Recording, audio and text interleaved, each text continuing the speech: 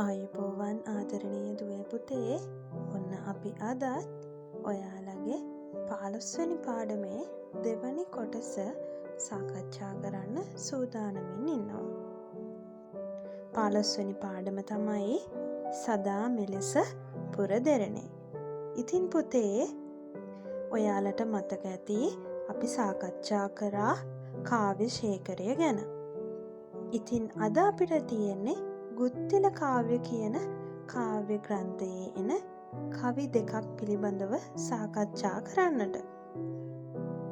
ඉතින් පුතේ, අපි කලින් කතා කරපු කාව්‍ය ශේඛරය වගේම මේ ගුත්තිල කාව්‍ය කියන කාව්‍ය ග්‍රන්ථයත් රචනා වෙලා තියෙන්නේ කෝට්ටේ යුගයේදී. එතකොට මේ රචනා කරපු රචකයා තමයි වැත්තෑවේ හිමියන්. මෙම ගුත්තිල කාව්‍ය ග්‍රන්ථය රචනා කිරීම සඳහා පාදක වෙලා තියෙන්නේ 550 ජාතක පොතේ ඇතුළත් ගුත්තිල ජාතකය. අද අපේ පාඩමට මේ ගුත්තිල කාව්‍ය ග්‍රන්ථයෙන් නියමිත වෙලා තියෙන්නේ ගුත්තිල කාව්‍ය ග්‍රන්ථයේ ඇතුළත් උදේනිපුර සැනකෙළිය කියන කොටසින් උපුටාගත්ත කවි දෙකක්. මේ ගුත්තිල කාව්‍ය කියන්නේ මොකක්ද කියලා මං කෙටියෙන් ඔයාලට හඳුන්වලා දෙන්නම්. ගුත්තිල කාව්‍යයේ කියවෙන්නේ පුතේ ගුත්තිල පඬිතුමාගේ කතාව ගැන. මේ ගුත්තිල කාව්‍යයේ ප්‍රධාන චරිත දෙකක් ඉන්නවා. එකක් තමයි ගුත්තිල පඬිතුමා, අනිත් කෙනා තමයි මේ ගුත්තිල පඬිතුමාගේ ගෝලයා වන මෝසිල. එතකොට මේ කතාවේ සිද්ධ වෙන්නේ ගුත්තිල පඬිතුමා මෝසිලට සියලුම වීණා වාදන ශිල්පය උගන්වනවා. නමුත් මෝසිල ගුරුවරයාට කිසිදු ගෞරවයක් දක්වන්නේ නැහැ.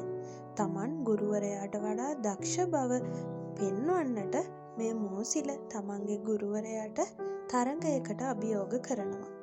අවසානයේ ශක්‍රදේවේන්ද්‍රයාගේ උපකාරයෙන් ගුත්තිල ඇදුරුතුමා මේ තරඟය ජයග්‍රහණය කරනවා. මේ ගුත්තිල කාව්‍යයෙන් ගුරු ගෞරවය, කෘතඥතාවය, නිහතමානීකම කියන ගුණයන් ඉස්මතු කෙරෙනවා.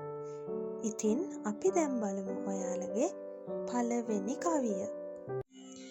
සදවා සුදු වැලි පිවිතුරු බඳවාරන් දද පියකරු සිටුවා දොර රඹතුරු තබවා පුන් කුඹු විසිතුරු. එහෙනම් පුතේ, අපි දැන් මේ කවියේ අර්ථය සාකච්ඡා කරමු.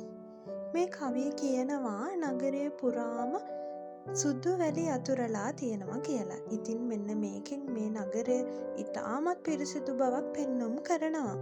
ඒ විතරක් නෙවෙයි, අලංකාර වූ කොඩි තැන් තැන්වල බැඳලා තියෙනවා කියලා කියනවා.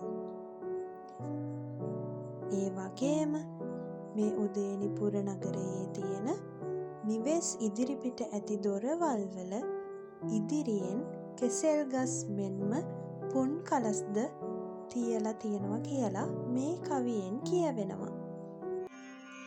උදාදිනිදු කරහරණේ විතා අඳුරු දිසි කිරණේ යොදා දෙපස රන්තරණේ සදා මෙලෙස පුරදෙරනේ. පුතේ, මේ කවියෙන් කියවෙන්නේ උදෑසනින්ම සූර්යයා තමන්ගේ කිරණ විහිදුවමින් අඳුර නැති කරමින් පායාගෙන එනවා කියලා. ඒ වගේම මේ උදේනි පුරවරයේ දෙපසින් රත්තරනින් තොරන් හදලා තියෙනවා කියලත් කියනවා. ඒ විතරක් නෙවෙයි, මේ කියපු උදේනිපුර පුරවරය මේ මිහි මත පවතිනවා කියලා අවසාන කවි පේළියෙන්, ඒ කියන්නේ සදා මෙලෙස පුරදරණේ කියන කවි පේළියෙන් කියවෙනවා.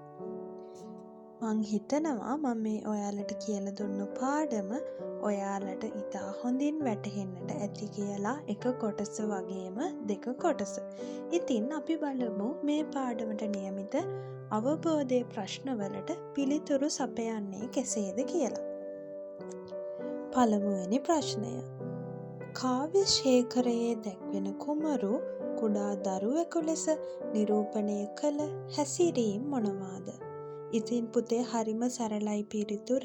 මේකට එන්නේ අපිට කාව්‍ය ශේඛරයෙන් පෙන්වා දුන් කවිවල පළමු කවියේ අර්ථය.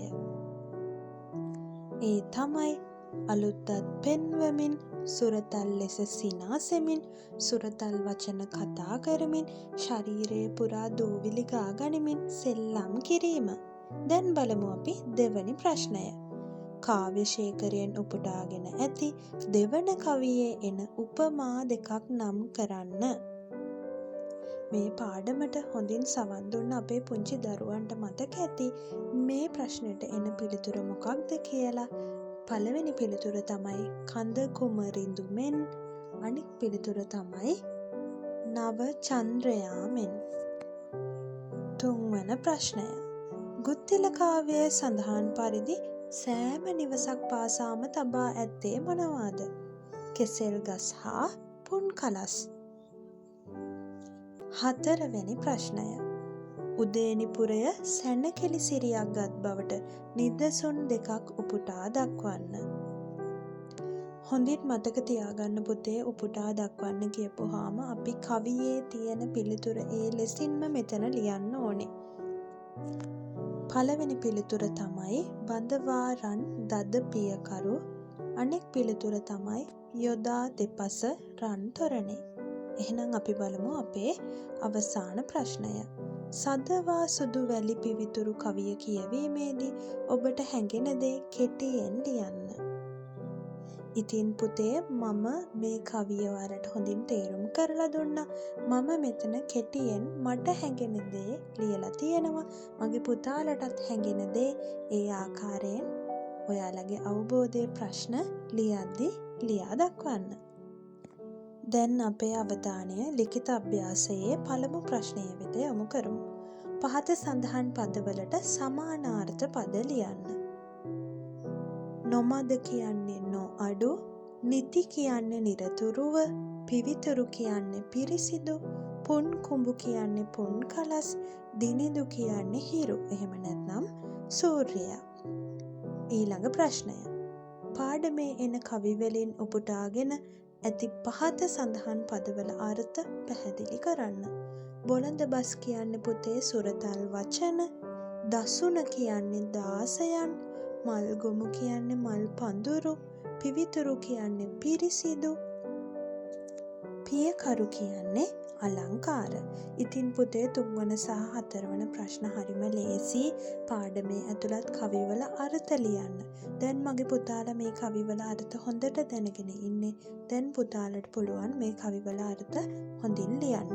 ඒ වගේම මේ පාඩමෙන් ඔයාලගේ ජීවිතයට ලබා ගන්න පුළුවන් ආදර්ශ දෙකක් ලියන්න ඔයාලට අනිවාර්යයෙන්ම පුළුවන්.